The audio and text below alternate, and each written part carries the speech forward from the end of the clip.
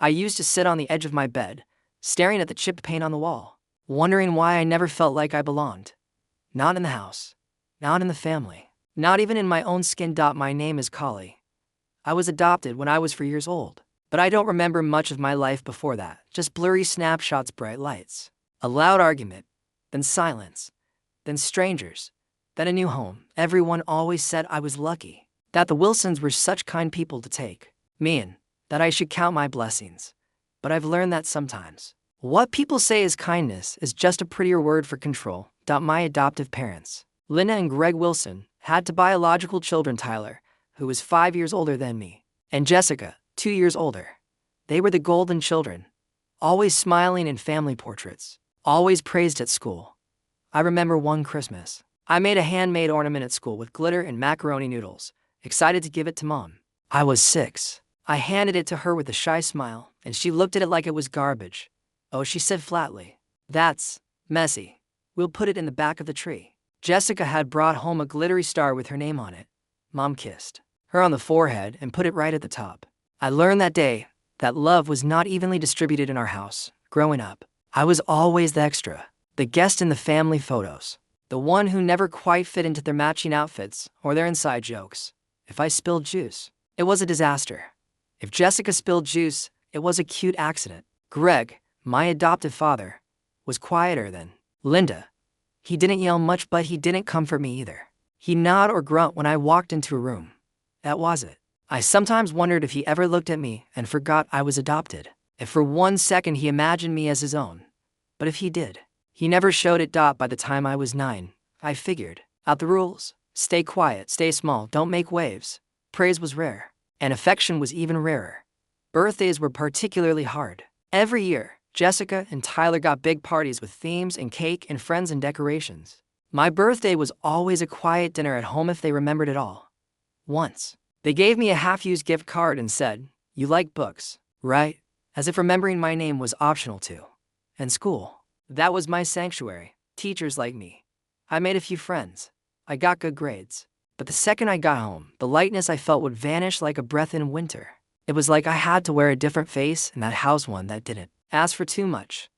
One day, when I was 11, Jessica and I were watching TV together, which was rare. She turned to me suddenly and said, "You know, Mom and Dad didn't really want to adopt you, right? They only did it to look good after the whole thing with Dad's job." I blinked. "What thing?" "Oh, you didn't know." She grinned like a cat. "Dad almost got fired. Something about inappropriate emails and public image. You were their charity project, a way to clean up their reputation."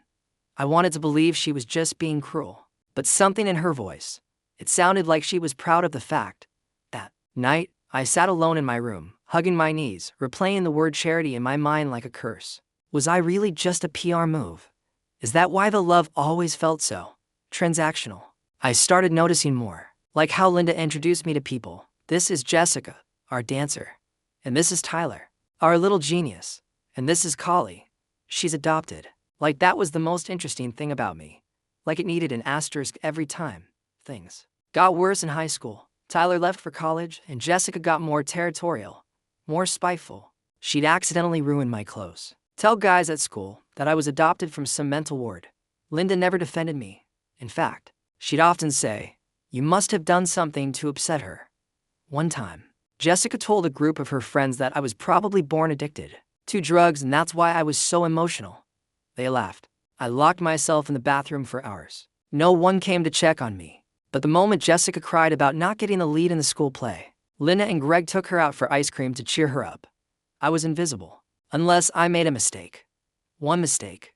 That's all it took for the floodgates to open. I was 16. There was a boy named Zach in my math class who made me feel seen. He laughed at my jokes, walked me to class. One day he asked me out, and I said yes. It was the first time I felt like I mattered to someone. When Linda found out, she was livid. "You don't know anything about boys," she snapped. "You're already a risk. We don't need any teenage drama in this house." "A risk?" I asked, stunned. She looked at me like I was stupid. "You don't have our values. We've tried. But you come from a different background." Those words hit me like a slap. A different background. It was like she'd peeled off the last layer of pretense. I was not her daughter. I was not even a part of the family. I was an outsider living under the roof. After that, something broke inside me. I started keeping a journal, pouring everything into those pages. Every lie, every wound, every moment I felt like a burden. Writing was the only way I felt heard. But even that didn't last. Jessica found it, read it, and showed it to Linda. I came home from school to find my journal on the kitchen table, pages bent, words highlighted. You think we're monsters? Linda demanded, holding it like evidence. You think we hate you? I stayed silent. Greg shook his head. After everything we've given you? You gave me a roof. That's not the same as love. Silence. That's when Linda slapped me. Not hard, not bruising, but enough. Enough to say, you're not really one of us. You never were. I ran away that night. Just walked out the door while everyone was asleep. I didn't even take much, just my journal, a hoodie, and the emergency $50 I'd been hiding in a sock drawer for months. I ended up crashing at my friend Mallory's house. Her mom was surprised, but kind. They didn't ask many questions that first night. They just fed me, gave me a blanket, and let me sleep. And for the first time in years, I didn't fall asleep crying. The Wilsons called Mallory's mom the next day, demanding I return. But I said no. Linda told me I was being ungrateful. Greg said I was overreacting. Jessica? She posted a photo of my empty room on Instagram with the caption, finally, some peace. Mallory's mom, God bless her, looked at me and said, you don't have to go back if you don't feel safe. Those words, you don't have to go back. They were like oxygen. I started sleeping better. I smiled more. Mallory and I would eat cereal at midnight, watch movies, and laugh until our stomachs hurt. Her mom made pancakes every Sunday morning, and she'd always make sure there was a plate for me too. She didn't treat me like a project, or a burden, or a cautionary tale. She just welcomed me. And that's when I realized something painful. This is what love is supposed to feel like. It's supposed to be warm, soft, safe. One day, while sitting on Mallory's porch, I whispered, this is the first time I've felt loved. And I meant it. Leaving that house, my so-called home, was the beginning of me learning what I deserved. It wasn't easy. I still had legal stuff to deal with, emotional trauma that gnawed at me. But that moment, right there on that porch, changed everything. And it was just the beginning of what would come next. The next few months felt like learning to walk again, but this time, with shoes that actually fit. Mallory's mom, Denise, helped me contact a school counselor and explain the process of getting an emancipation order. I was 16 and a half, which meant I still needed to prove that living independently was better than staying with my adoptive parents. That wasn't hard. With the journal entries, the photo of the slap mark I'd taken in the bathroom mirror, and a letter from Mallory's mom explaining everything she'd witnessed, the court listened. I was officially emancipated at 17. It was a moment that should have made me feel free. And it did, in a way. But it also made me feel something else, abandoned. Even though I was the one who walked away, some small, broken part of me still hoped they'd fight for me. That they'd show up in court and say, we're sorry. We love you. Don't go. They didn't. They sent their lawyer. Not even a letter. Not even a goodbye. I got a part-time job at a bookstore downtown. The owner, Nora, was this soft-spoken woman in her 60s with silver hair and a spine of steel. She said I reminded her of her daughter who passed away. She paid me cash under the table until I could get everything sorted out legally. Her store became my sanctuary. The smell of old pages, the quiet hum of jazz in the background, the comfort of people who didn't ask questions. Books saved me again. I moved into a small studio above the store that Nora offered me for cheap rent. It wasn't much, just a futon, a microwave, and a bathroom that sounded like it would explode every time I flushed. But it was mine. My space, my rules, my life. And slowly, the aching silence of loneliness began to sound like peace. I started therapy a few weeks later. At first, I didn't say much, just sat there, arms crossed, legs bouncing nervously, wondering how much I should trust yet another adult. But my therapist, Dr. Rena, didn't push. She just asked questions that didn't make me feel cornered. What does love look like to you? I remember answering, like breakfast you didn't have to ask for. She smiled and said, that's a beautiful answer. Session by session, I unpacked years of emotional neglect. Rena helped me see patterns I'd internalized, the way I never asked for help, how I apologized for existing, how I flinched when people raised their voices. You learn to survive, she said one day, but now it's time to learn how to live. That stuck with me. One night, around my 17th birthday, I got a message request on Instagram. I opened it out of instinct. It was from Jessica. Happy birthday. I know you probably hate us, but I just wanted you to know Mom cried after you left. She just didn't know how to love you. My hands shook as I read it. I stared at those words for a long time. She didn't know how to love you. How convenient. How tidy. Like love is some abstract science experiment that she failed at. I didn't reply. She wasn't reaching out to reconnect. She wanted to feel better about herself, to absolve her own guilt. That message reminded me of every time someone told me I was lucky to be adopted. But no one ever said they were lucky to have me. The thing about being adopted is that it messes with your sense of identity in ways people don't talk about. You question everything. Why didn't your birth parents keep you? Why did your adoptive parents take you? Are you defective, disposable, a consolation prize? I didn't know much about my birth parents. The Wilsons never told me much. All I had was a faded case file Nora helped me get access to, full of blacked out names and red tape. But buried in that pile was a name, my birth mother's first name, Alyssa. That name echoed in my brain for days. I started searching online. Late nights on adoption forums, Facebook searches, Reddit threads, and then I found something. An old post on a forum from 10 years ago. Looking for my daughter Collie. Born in March. Gave her up when she was 4.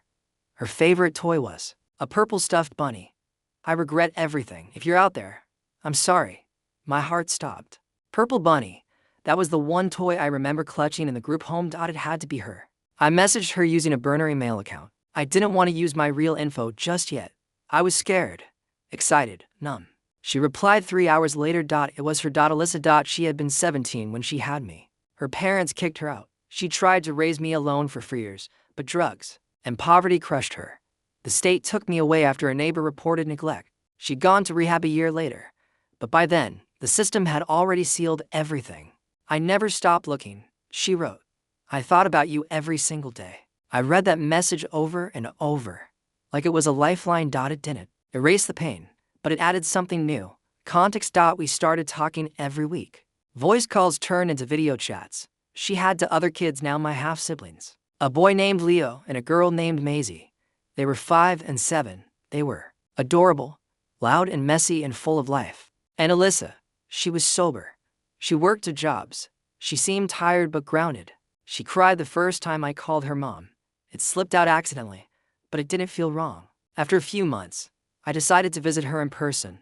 The trip was surreal. She lived in a modest apartment the states over. When I arrived, she hugged me and didn't let go for what felt like forever. We both cried. It wasn't a movie moment. There were awkward silences and overwhelmed emotions. But there was also laughter and stories and healing. She showed me old pictures of us, me in her arms, me on her lap, me holding that purple bunny. I wasn't just a paper file. I was her daughter. I always had been. And in that living room, while Leo played with blocks and Maisie tried to braid my hair, I realized something that shook me to my core. This chaos, this mess, this imperfect love was still more real than anything I had felt in the Wilsons' house. I didn't move in with Alyssa right away. I still had my job, my therapist, and my space, but I visited often.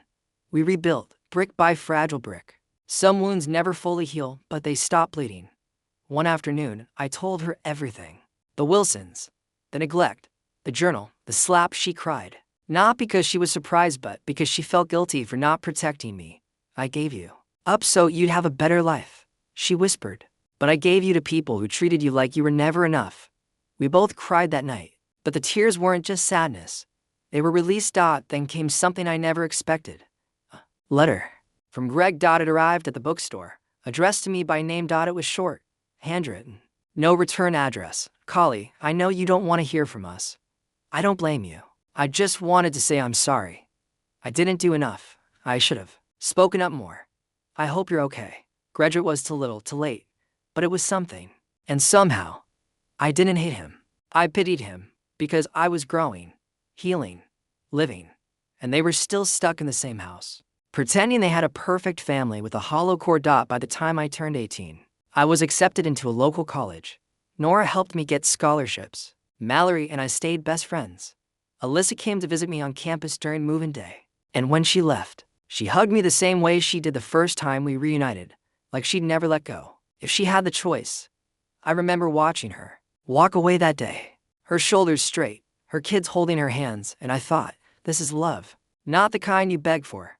Not the kind that demands you shrink, but the kind that sees you, holds space for you, and chooses you every single time. College was supposed to be a fresh start, but healing isn't a straight line, it's more like a spiral. Just when you think you've moved on, something small drags you back. From me, it happened during orientation week. They passed around a form that asked for parent, guardian contact info, and I froze. Do I write Alyssa's name? Do I pretend I don't have parents? Do I lie? I sat there, pen in hand, while everyone else filled out the form like it was nothing. But for me, it was a reminder of all the tangled roots I came from. In the end, I wrote Alyssa's name. She wasn't legally my guardian, but she was my mother. That was enough. Living on campus felt strange at first. Too much noise, too many people, too many stories colliding all at once. But for the first time, I wasn't afraid to take up space. I decorated my room with photos I chose. I joined clubs, studied in cafes, and went to poetry slams with Mallory. I even started sharing parts of my story in a campus support group for students from foster care and non-traditional families. That's where I met Mariah.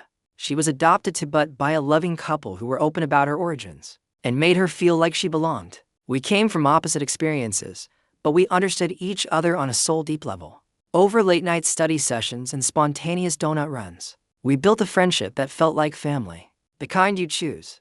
One day, after a support group meeting, I read a piece I'd written about my time with the Wilsons. It wasn't angry, it was reflective. I talked about how silence can be louder than shouting, how withholding love can feel like emotional starvation. When I finished, the room was quiet. Then someone started clapping. Then another and another. Afterward, a girl came up to me, tears in her eyes, and said, "I didn't even realize I'd been hurt until you put it into words." That moment shifted something in me. My pain wasn't just a scar, it was a story. And stories could help people. I started writing more essays, spoken word.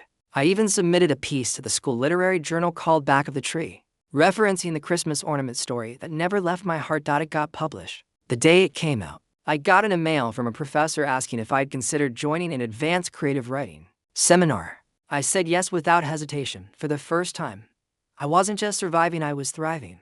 I had something to offer. My voice mattered. I mattered. One weekend during my second semester, I got a call from an unknown number. I let it go to voicemail. It was Linda. Her voice was tight, cold, but there was something else in it too.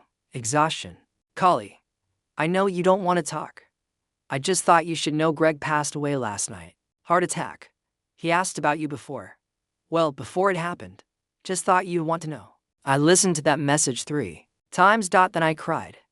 Not for the man he was, but for the man he could have been. For the chance we never had. I didn't go to the funeral, but I sent flowers. Not out of obligation, but closure. A few days later, Jessica messaged me again. "I get why you stayed away, but you're still part of this family, whether you want to be or not." And for the first time, I replied, "No, I'm not. I was never treated like I belonged. And I won't let you rewrite that." She didn't respond after that, and I felt free. That summer, I visited Alyssa again. Leah was into skateboarding now, and Maisie had lost her front teeth. Alyssa looked older, worn from life, but her smile was still warm. We sat on the porch, sipping lemonade, while cicadas buzzed in the trees. "I still have the bunny," she said suddenly. "The purple one. I kept it all these years." She brought it out in a box of old things. It was faded now, one ear half torn, the stuffing lumpy. But when I held it, something inside me softened. That little girl who clutched it tight in the group home, she was still with me. But now, she wasn't alone. Alyssa touched my hand and said, "I wish I could have been there for you. You're here now." I said, and that was enough. The more I spoke my truth, the more doors opened. I started a blog called The Quiet Corner, where I shared essays about adoption, healing, found family, and identity. The response was overwhelming. Messages poured in, people saying they finally felt seen, that they weren't crazy, that they weren't alone. One message in particular stuck with me. "I grew up like you. I always thought I was broken. But your story helped me realize maybe I was just unloved. Thank you for showing me there's a way forward." I cried reading that. Because that was the point. I didn't need revenge. I didn't want pity. I just wanted to turn the pain into something beautiful. And I was doing it, eventually. I graduated with honors and got accepted into a graduate program in social work. I wanted to work with kids in the foster system, to be the person I wish I'd had when I was 4, or 10, or 16. The irony wasn't lost on me. I'd been discarded by one family, half reclaimed by another, and yet here I was, dedicating my life to making sure no other child felt like an afterthought. People often ask me if I ever reconciled with the WILSONS. The answer is no. And that's okay. Forgiveness doesn't always mean reunion. Sometimes it just means choosing to stop carrying the weight. Today, I live in a small house with books on every shelf and photos of people who love me. My friends call it the nest because of how cozy it feels. I call it home. Mallory visits every few months. Nora still sends postcards from the bookstore, which she finally retired from at 70. Alyssa and I talk weekly. She's come to 2 of my speaking events. Leo made me a drawing that says Best Big Sister. And Maisie insists I come to her birthday every year even if it stays away. I have people who choose me. People I choose back. That is what family means now. If you're watching this and you've ever felt unwanted, forgotten, unloved, please know, your worth isn't determined by who hurt you. It's defined by how you heal. I used to think love was something I had to earn. But now I know it's something I deserve. And the first time I truly felt it was when I finally left.